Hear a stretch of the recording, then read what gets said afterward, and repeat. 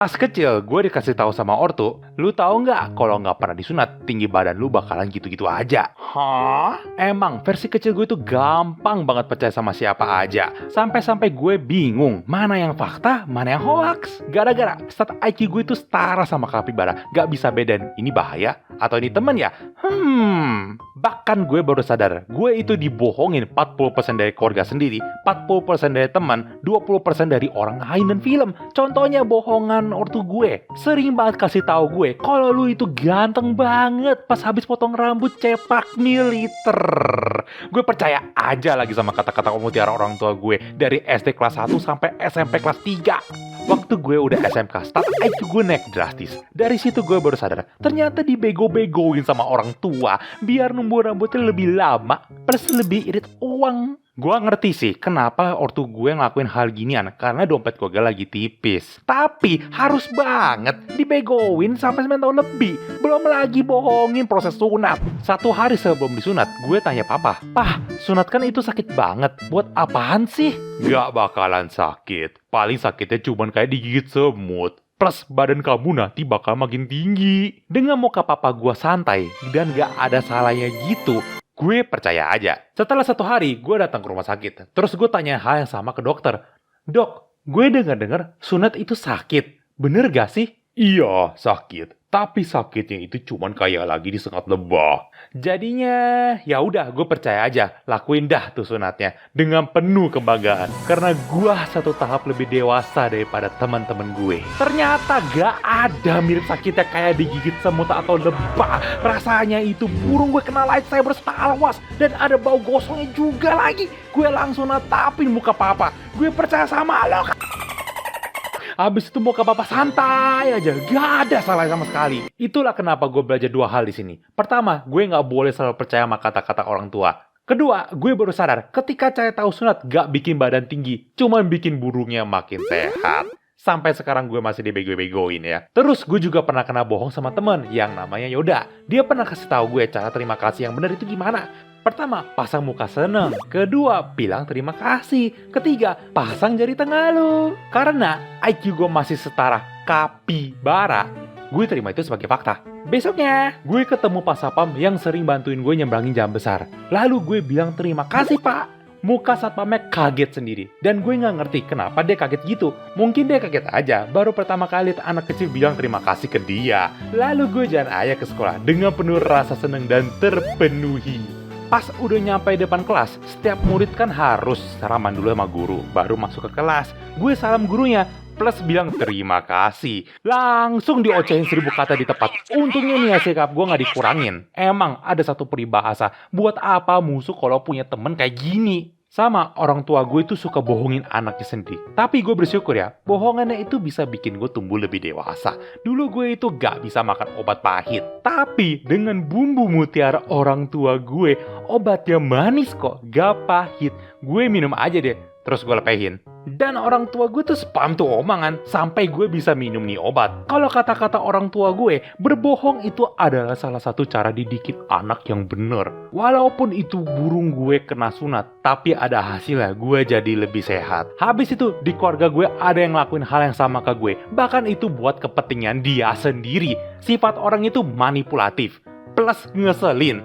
Orangnya itu kakak gue. Kalau moodnya lagi bosen, mainannya itu pasti gue. Dia itu selalu kasih tahu hal-hal yang gak jelas. Kayak gini nih, lu tahu gak sih tiap malam-malam kan lu sering bersiul? Iya, terus emang kenapa kok? Gue denger dari tetangga nih, orang yang suka siul malam-malam tuh biasanya bakal diculikin sama setan. Gue gak percaya sih sama kata-kata lu.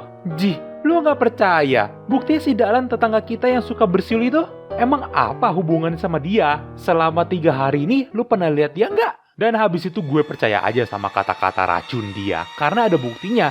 Malamnya gue langsung tidur gak bersiul. Sampai pakai suara bisik-bisikan. Besok ya pas gue jalan ke warung mau beli permen, ketemuan si Dahlan di jalan. Gue langsung nanya dia, "Lah, bukannya lu diculik setan selama 4 hari ini?" "Apaan maksud lu? Gue barusan pulang dari jalan-jalan sama keluarga." Dari sini gue baru sadar, tujuan asli kakak gue itu dia bikin gue ketakutan biar gak berisik waktu malamnya. Plus dia lagi gabut aja. Tuh kan orangnya manipulatif. Emang IQ gue udah paling mirip banget setara sama SpongeBob. Tapi gue liatin diri gue yang sekarang, yang IQ-nya udah nambah banyak, kok jadi gampang bosen, sering main sama kata-kata orang, dan suka toxic di game. Paling mirip itu kayak karakter Squidward versus versi gue yang dulu yang seneng-seneng aja dengan semua rasa ketakutan, kebegoan, dan manipulatif itu ya.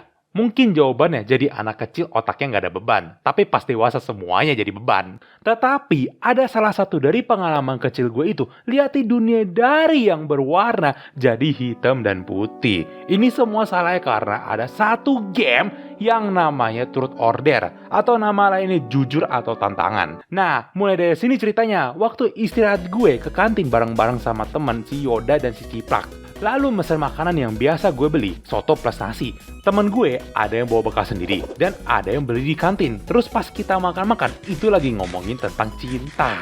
Gue kasih tahu ke mereka, kalau 2 bulan yang lalu gue itu suka sama Kala, dan itu bikinin suasana dunia gue lebih berwarna. Setelah 20 menit, gue udah selesai sama makanan gue. Lalu gue ngomong ke temen, gue duluan dulu ke kelas, karena gue mau tidur di kelas. Pas gue nyampe di kelas, tiba-tiba Clara bilang, gue itu suka sama lu, dengan suara yang malu dan manis. Terus gue nanya balik, emang iya lu suka sama gue? Dia jawab, kagak lah, mana mungkin, kita itu gak selevel. Clara balik ke temannya, langsung kasih tahu ngomongannya. Teman-temannya liatin gue, langsung diketawain di tempat. Seketika warna yang gue lihat di sekitar mulai memudar, pikiran mulai berkabut. Suara ketawa mereka makin lama makin berisik.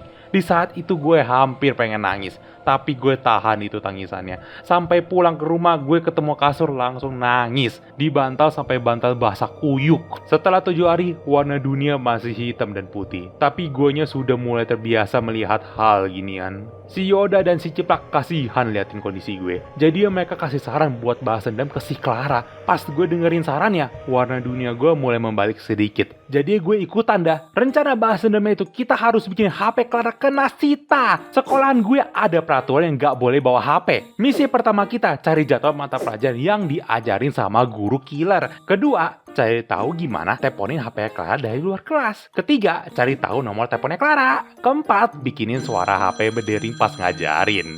Jadinya lakuin dah misi pertama. Kita ketemu tuh jadwal guru killernya. 2 hari dari sekarang kita panggilnya itu Vengeance Day. Lanjut misi kedua. Kita kebingungan cara cari alat telepon di luar kelas, karena kita bertiga gak punya handphone. Si Ciplak nyaranin, mendingan pakai telepon umum aja. Yoda bilang, telepon umum gituan mah udah rusak. Gue nanya, kenapa gak pakai telepon sekolah aja? Yoda bilang, itu susah minta izin pakai telepon sekolah. Butuh alasan kuat. Terakhir kali aja ditanya 1001 macem. Ada yang mau telepon ortu karena sakit perut, butuh surat dokter. Selama 1 jam kita mikir terus-terusan, gak ketemu hasilnya. Jadi ya kita pikirin besok aja. Keesokan harinya, gue lagi jalan lewatin kantin sekolah, ngeliatin ibu-ibu yang biasa nongkrong di pojokan meja kantin sambil metik toge. Dan gue perhatiin baik-baik mereka sering teleponnya pakai HP. Otak kecil gue langsung bergetar. Kenapa gak minjem aja ke mereka buat teleponin HP si Clara? Habis itu gue langsung bikin emergency meeting. Mereka awal-awal gak setuju sama ide gue karena resikonya ibu situ pada seram semua, kayak muka orang kesurupan. Tetapi waktunya udah H-1, jadi kita mau gak mau ambil pilihan ini. Sekaligus gue ngomongin juga rencana di misi ketiganya. Di misi ketiga, rencananya kita bakalan cari nomor HP di tas Clara pas istirahat, pas gak ada orang di kelas. Kita bagi tugas, gue dan Yoda bakalan cari nomor telepon di HP Clara. Si Ciplak bakalan jaga pintu, dia kabarin kita kalau ada orang yang mau masuk ke dalam. Waktu istirahat pas gak ada orang, rencananya langsung dijalanin. Gue dan Yoda buka resetting tasnya, terus ngubuk-ngubukin. Ketemu banyak hal, ada kunci, lipstick, dan ada tas kecil. Pas dibuka, koin parfum yang nyengat sampai bikin gue pusing. Si Yoda ketemu HP-nya. Pas kita nyalain HP-nya, itu layarnya berantakan banget. Ada game, 5 jenis kamera filter, ada apps editing muka. Gue bingung cari nomornya gimana, berantakan banget. Yoda bilang cari aja di kontak telepon dia. Pas kita pencet, si Ciplak teriak ada yang mau masuk. Kita berdua taruh HP di tas langsung pura-pura bego. Ciplak ngomong gak jadi deh, salah gue. Terus kita lanjutin cari di kontaknya. Ketemu nama-nama yang aneh. Dukun online 24 jam, dukun kecantikan, dan ada nomor anjing gue. Hah? Emang anjing bisa ditelepon? Setelah 10 menit, kita ketemu nomor teleponnya. Lalu gue catat di kertas, lalu matiin HP-nya, balikin kondisi seperti semula, misi ketiga kita selesai. Jadi ya tunggu di hari esok. Di hari Vengeance Day, untuk pertama kali gue datang ke sekolah penuh semangat, udah gak sabar nungguin misi keempat. Saat istirahat dan gak ada orang, kita nyalain HP Clara, gedein suaranya, balikin lagi ke tasnya. terus makan di kantin sampai jam isya selesai. Dan sekarang kita cuma butuh tungguin gurunya. Setelah 5 menit, guru kira datang, dan misi keempat kita dimulai. Tugas gue dan Yoda jadi komedian, bikinin suasana di kelas berisik. Si Ciplak awasin gurunya, kalau udah mau marah, dia bakal minta izin ke toilet, tunggu di depan kelas sampai denger teriakan guru, baru pinjam HP dari ibu kantin. Awal-awalnya gue bikinin jokes kecil-kecilan di kelas. Dari situ udah mulai ramai dikit. Dan si Yoda ikutan juga bikinin cerita yang lucu banget. Teman kelas udah mulai banyak yang ketawa, sama ada yang mulai mondar-mandir di kelas. Dari situ, si Ciplak kasih tahu kode-kodean sama kita. Gue mau ke toilet udah kebelet, muka kita berdua seneng dengerin gituan. Gurunya meledak, marahin satu kelas habis-habisan. Semuanya pada langsung diam. Suasana kelas langsung hening. Setelah 3 menit gak ada suara dari APK, kita berdua mulai ragu-ragu. Setelah 5 menit, badan gue mulai gemetaran. Mata si Yoda perhatiin terus tasnya si Rara. Setelah 8 menit, muka gue mulai panik. Badan gemetar makin kencang. Mata si Yoda sampai merah belum berkedip. Setelah 10 menit, gue dan Yoda udah mulai pasrah sama keadaan. Mungkin misi kita selama ini sia-sia. Gue sama Yoda udah pasang muka nyerah. Dan saat itu, satu kelas dengerin suara HP-nya. Gue dan Yoda instan seneng dengerin gituan. Muka Clara panik di tempat. Guru langsung datang ke Clara pengen cekin tasnya. Tapi Clara pegangin kencang-kencang. Gak mau lepasin tas. Guru langsung marahin habis-habisan. Muka Clara lesu di tempat. Dan HP-nya berhasil kena sita. Selama 6 bulan. Plus butuh ortu buat bantuin ambilin HP-nya. Dunia gue mulai kembali berwarna-warni liatin hal tersebut. Jadinya gue belajar beberapa hal di kebohongan ini. Temen bisa bantuin gue ketika lagi jatuh, tapi ketika gue lagi naik-naiknya, nanti gue dijatuhin sama mereka.